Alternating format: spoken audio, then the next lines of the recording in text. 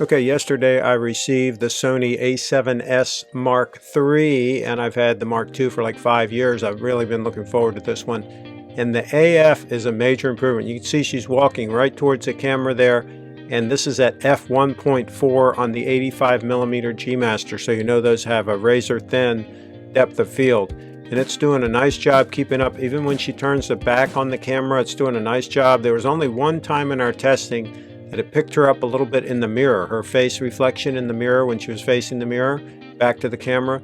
But generally speaking, it stayed right on her very nicely. And I'm brand new to the camera, so this is just the first day testing. I just got the cards today that allow 120 frames a second, and so we tested that.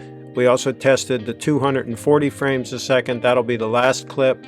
And so far, I'm really impressed with this camera. I'm impressed with the color science. This was just auto white balance here with her walking in and out of the light.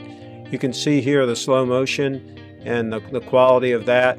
And so I'm definitely, so far, very impressed with this camera. Now this frame here, this is 4K, shot at 120 frames per second, and then slowed down to basically 25%. So this is a 30 frames per second timeline. And then the last clip I'm going to roll in is actually going to be a 1080p clip that was shot at 240 frames a second. And so you'll see that. And then the other thing that we're going to roll in here is some stills that we shot with her walking right at the camera, full pace, walking right at the camera, and just continuous shooting.